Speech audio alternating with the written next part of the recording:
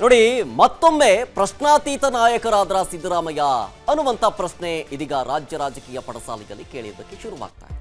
ಯಾಕೆ ನೋಡಿ, ಡೀಟೇಲ್ಸ್ ಬರ್ತಾ ಇದೆ. ಮತ್ತೊಮ್ಮೆ ಪ್ರಶ್ನಾತೀತ ನಾಯಕರಾದ್ರ ಸಿದ್ದರಾಮಯ್ಯನವರು ಅಂತ ರಾಜ್ಯ ಕಾಂಗ್ರೆಸ್ನಲ್ಲಿ ಮತ್ತೊಮ್ಮೆ ಸಿದ್ದರಾಮಯ್ಯನವರು ಸ್ಟ್ರಾಂಗ್ ಅನ್ನುವಂತಹ ಮೆಸೇಜ್ ಪಾಸ್ ಮಾಡೋ ವಿಚಾರಕ್ಕೆ ಸಂಬಂಧಪಟ್ಟ ಶಾಸಕಾಂಗ ಸಭೆಯಲ್ಲಿ ಸಿಎಂ ಸಿದ್ದರಾಮಯ್ಯ ಎಲ್ಲರೂ ಕೂಡ ಸಪೋರ್ಟ್ ಕೊಟ್ಟರು, ಜೈ ಹೋ ಅಂತಂದ್ರು. ನಿಮ್ಮ ಜೊತೆ ನಾವಿದ್ದೀವಿ ಅಂತ ಸಿಎಂಗೆ ಅಭಯ ಕೊಟ್ಟು ನೋಡಿ. ಕಾಂಗ್ರೆಸ್ ಶಾಸಕಾಂಗ ಸಭೆಯ ಎಕ್ಸ್ಕ್ಲೂಸಿವ್ ಡೀಟೇಲ್ಸ್ ನಿಮ್ಮ ಮುಂದೆ. ಮತ್ತೊಮ್ಮೆ ಪ್ರಶ್ನಾತೀತ ನಾಯಕರಾದ ಸಿದ್ದರಾಮಯ್ಯನವರು ಅಂತ ನಿನ್ನೆ ಶಾಸಕಾಂಗ ಪಕ್ಷದ ಶಾಸಕಾಂಗ ಸಭೆಯಲ್ಲಿ ಸಿಎಂ ಸಿದ್ದರಾಮಯ್ಯನವರಿಗೆ ಎಲ್ಲರೂ ಒಕ್ಕರಲ್ಲ ಸಪೋರ್ಟ್ ಕೊಟ್ಟು ಜೈ ಹೋ ಅಂತಂದ್ರು.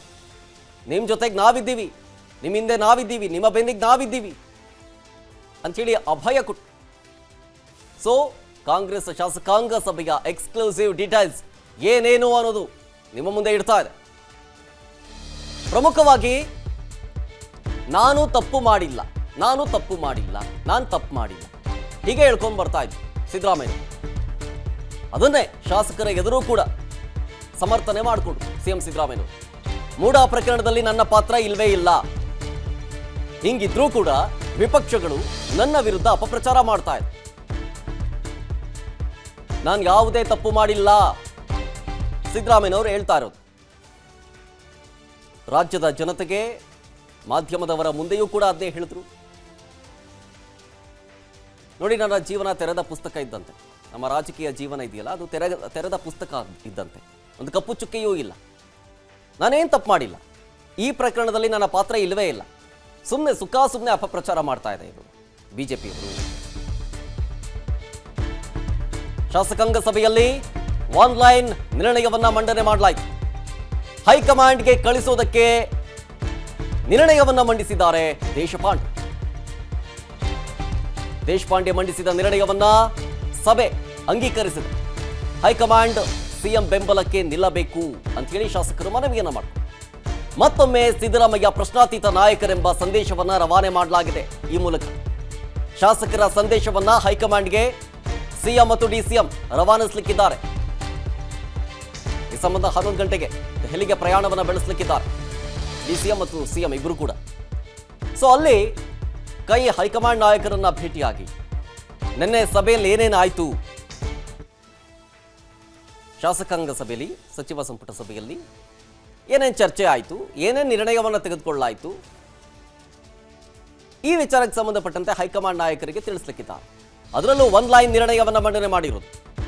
ಕಾಂಗ್ರೆಸ್ ಶಾಸಕರಿಗೆ ಡಿಸಿಎಂ ಡಿಕೆ ಶಿವಕುಮಾರ್ ಎಚ್ಚರಿಕೆ ಕೊಡ್ತಾ ಇದ್ದಾರೆ. ಏನದು? ಶಾಸಕರು ಇನ್ನಷ್ಟು ಸಕ್ರಿಯರಾಗಬೇಕು, ಸೈಲೆಂಟ್ ಆಗಿರಬಾರ್ದು. ನಮ್ಮ ವಿರುದ್ಧ ಮಾತಾಡ್ತಾ ಇರೋ ಅಪಪ್ರಚಾರಕ್ಕೆ ಕಡಿವಾಣ ಹಾಕಬೇಕು. ಗ್ಯಾರಂಟಿ ಯೋಜನೆಗಳ ಬಗ್ಗೆ ಇನ್ನೂ ಹೆಚ್ಚು ಮಾತಾಡಬೇಕು. ಯಾರು ಮಾತಾಡ್ತಾ ಇಲ್ಲ, ಸೈಲೆಂಟ್ ಆಗಿದ್ದಾರೆ, ಮಾತಾಡಬೇಕು ನೀವೆಲ್ಲರೂ ಅಂತೇಳಿ ಮೆಸೇಜ್ ಪಾಸ್ ಮಾಡ್ತಾ ಇದ್ದಾರೆ. ದೋಸ್ತಿ ನಾಯಕರ ಮೇಲೆ ನೀವು ಕೂಡ ಮುಗಿಬೀಳಬೇಕು. ಬಿಜೆಪಿ ನಾಯಕರು ಮಾತ್ರ, ಬಿಜೆಪಿ ಜೆಡಿಎಸ್ ನಾಯಕರು ಮಾತ್ರ ಮೇಲಿಂದ ಮೇಲೆ ಕಾಂಗ್ರೆಸ್ ಸರ್ಕಾರದ ಮೇಲೆ ಆರೋಪ ಮಾಡ್ತಾ ಇದ್ದಾರೆ.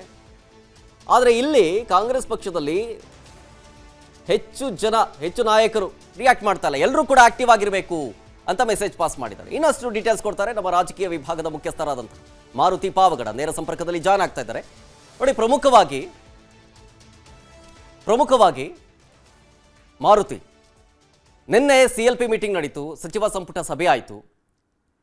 ಅಲ್ಲಿ ತೆಗೆದುಕೊಂಡಂತಹ ನಿರ್ಣಯದ ಕುರಿತು ಹೈಕಮಾಂಡ್ ನಾಯಕರಿಗೆ ಯಾವ ರೀತಿ ಮನವರಿಕೆ ಮಾಡಿಕೊಡ್ಲಾಗುತ್ತೆ, ಜೊತೆಗೆ ದೆಹಲಿ ಮಟ್ಟದಲ್ಲಿ ಏನೆಲ್ಲ ಬೆಳವಣಿಗೆಗಳಾಗುತ್ತೆ, ಇನ್ನು ಕುರಿತು ಇನ್ಸೈಡ್ ಡೀಟೇಲ್ಸ್ ಅನ್ನ ಹೇಳೋದಾದ್ರೆ.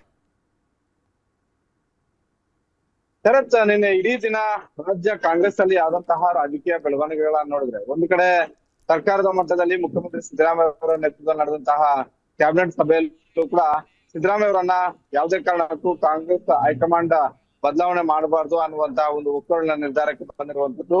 ಅದೇ ರೀತಿ ಕಾಂಗ್ರೆಸ್ ಶಾಸಕಾಂಗ ಪಕ್ಷದ ಸಭೆಯಲ್ಲೂ ಕೂಡ ಎಲ್ಲಾ ಶಾಸಕರು ಕೂಡ ಸಿದ್ದರಾಮಯ್ಯ ಅವರ ಬೆಂಬಲಕ್ಕೆ ನಿಂತು ಯಾವುದೇ ಕಾರಣಕ್ಕೂ ನೀವು ಎದೆಗುಂದಬಾರದು, ಇಂಥ ಒಂದು ಸಂದರ್ಭದಲ್ಲಿ ಕಾಂಗ್ರೆಸ್ ಹೈಕಮಾಂಡ್ ನಿಮ್ಮ ಜೊತೆ ನಿಲ್ಲಬೇಕು ಅನ್ನುವಂತ ಒಂದು ವಿಚಾರಗಳನ್ನ, ಒಂದು ಅನಿಸಿಕೆಗಳನ್ನ ಪ್ರಸ್ತಾಪ ಮಾಡುವಂತದ್ದು.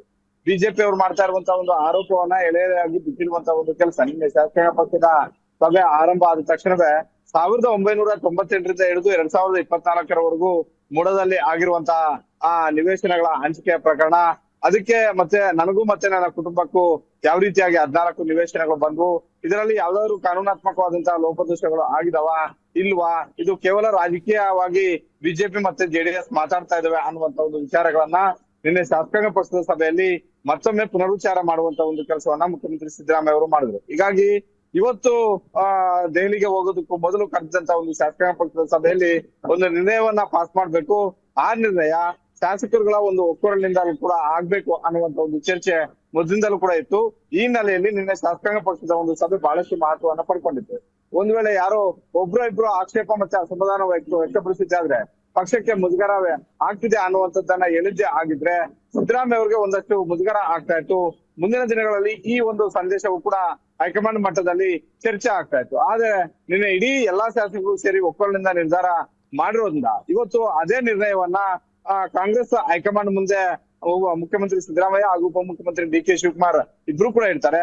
ಒಟ್ಟಾರೆ ಒಂದಂತೂ ಸ್ಪಷ್ಟ, ನಿನ್ನೆ ನಡೆದಂತಹ ಕಾಂಗ್ರೆಸ್ ಶಾಸಕಾಂಗ ಪಕ್ಷದ ಸಭೆಯಲ್ಲಿ ಮತ್ತೊಮ್ಮೆ ಸಿದ್ದರಾಮಯ್ಯ ಅವರು ರಾಜ್ಯ ಕಾಂಗ್ರೆಸ್ನ ಪ್ರಶ್ನಾತೀತ ನಾಯಕರಾಗೋದ್ರಲ್ಲಿ ಯಾವುದೇ ಅನುಮಾನವೂ ಕೂಡ ಇಲ್ಲ ಅಂತಾನೆ ಹೇಳ್ಬೋದು. ಎಲ್ಲಾ ಶಾಸಕರು ಕೂಡ ಒಕ್ಕೊರಲಿಂದ ಹೇಳಿರೋದ್ರಿಂದ ನೀವೇ ಮುಖ್ಯಮಂತ್ರಿ ಆಗಿ ಮುಂದುವರಿಬೇಕು, ಇಂಥ ಒಂದು ಸಂದಿಗ್ಧ ಸಮಯದಲ್ಲಿ ಕಾಂಗ್ರೆಸ್ ಹೈಕಮಾಂಡ್ ನಿಮ್ಮ ಬೆಂಬಲಕ್ಕೆ ನಿಲ್ಲಬೇಕು, ನೀವು ನಮ್ಮ ಅಭಿಪ್ರಾಯವನ್ನ ಕಾಂಗ್ರೆಸ್ ಹೈಕಮಾಂಡ್ ಮುಂದೆ ಇಬ್ರು ಕೂಡ ಹೇಳ್ಬೇಕು ಅನ್ನುವಂತ ಒಂದು ಮಾಹಿತಿಯನ್ನ ರವಾನೆ ಮಾಡಿದೆ. ಇವತ್ತು ಕಾಂಗ್ರೆಸ್ ಹೈಕಮಾಂಡ್ ಭೇಟಿ ಮಾಡಿದಾಗೂ ಕೂಡ ರಾಜ್ಯ ಕಾಂಗ್ರೆಸ್ ಅಲ್ಲಿ ರಾಜ್ಯದಿಂದ ನಮ್ಮ ಕಾಂಗ್ರೆಸ್ ಶಾಸಕರು ಈ ರೀತಿಯಾದಂತಹ ಅಭಿಪ್ರಾಯವನ್ನ ವ್ಯಕ್ತಪಡಿಸಿದ್ದಾರೆ. ಹೀಗಾಗಿ ಯಾವುದೇ ಕಾರಣಕ್ಕೂ ಜೆಡಿಎಸ್ ಹಾಗೂ ಬಿಜೆಪಿ ಮಾಡ್ತಾ ಇರುವಂತಹ ಈ ಒಂದು ಪೊಲಿಟಿಕಲ್ ಗಿಮಿಕ್ಗೆ ನೀವು ತಲೆ ಕೊಟ್ಟು ನನ್ನನ್ನ ತಲೆದಂಡ ಮಾಡಬಾರದು ಅನ್ನುವಂತ ಒಂದು ಮನವಿಯನ್ನ ಮುಖ್ಯಮಂತ್ರಿ ಸಿದ್ದರಾಮಯ್ಯ ಅವರು ಮಾಡಬಹುದು. ಒಳಗೊಳಗೆ ಏನಿದೆ ಗೊತ್ತಿಲ್ಲ, ಆದ್ರೆ ಹೊರಗಡೆ ಅಂತೂ ಸಿದ್ದರಾಮಯ್ಯ ಅವರನ್ನ ಬೆಂಬಲಿಸಿದೀವಿ ಅನ್ನುವಂತ ಒಂದು ರೀತಿಯಲ್ಲಿ ದೇಶಪಾಂಡೆ, ಡಿ.ಕೆ. ಶಿವಕುಮಾರ್ ಸೇರಿದಂತೆ ಹಲವು ಸಿಎಂ ರೇಸ್ ನಲ್ಲಿರುವಂತಹ ಕಾಂಗ್ರೆಸ್ ನಾಯಕರು ಹೇಳಿದ್ದಾರೆ. ಆದ್ರೆ ತೆರೆಮರೆಯ ಕಸರತ್ತೆ ಬೇರೆ ರೀತಿಯಾಗಿ ನಡೀತಾ ಇದೆ ಅನ್ನುವಂಥದ್ದು ಕೂಡ ಇದೆ. ಈ ಹಿನ್ನೆಲೆಯಲ್ಲಿ ಕಾಂಗ್ರೆಸ್ ಹೈಕಮಾಂಡ್ ಆಗಸ್ಟ್ 29ರವರೆಗೂ ಕಾದ್ ನೋಡಬಹುದು. ಆಗಸ್ಟ್ 29ನೇ ತಾರೀಕು ಹೈಕೋರ್ಟ್ ಅಲ್ಲಿ ಅರ್ಜಿ ಬರ್ತಾ ಇರೋದ್ರಿಂದ ಅವತ್ತು ನೋಡೋಣ ಇವತ್ತು ದೆಹಲಿ ಮಟ್ಟದಲ್ಲಿ ಏನೇನಾಗುತ್ತೆ ಬೆಳವಣಿಗೆಗಳು ಅಂತ ಹೇಳಿ. ಅನುಕ್ಷಣದ ಸುದ್ದಿಗಳಿಗಾಗಿ ವಿಸ್ತಾರ ನ್ಯೂಸ್ ಯೂಟ್ಯೂಬ್ ಚಾನೆಲ್ ಸಬ್ಸ್ಕ್ರೈಬ್ ಮಾಡಿ. ಹೊಸ ಸುದ್ದಿಗಳ ನೋಟಿಫಿಕೇಶನ್ಗಾಗಿ ಬೆಲ್ ಐಕಾನ್ ಕ್ಲಿಕ್ ಮಾಡಿ. ಲೇಟೆಸ್ಟ್ ಅಪ್ಡೇಟ್ಸ್ಗಾಗಿ www.vistaranews.com ವೆಬ್ಸೈಟ್ಗೆ ವಿಸಿಟ್ ಮಾಡಿ. ಅಂಗೈಯಲ್ಲೇ ಜಗತ್ತಿನ ಸುದ್ದಿ ತಿಳಿಯಲು ವಿಸ್ತಾರ ನ್ಯೂಸ್ ಕನ್ನಡ ಆಪ್ ಡೌನ್ಲೋಡ್ ಮಾಡಿ.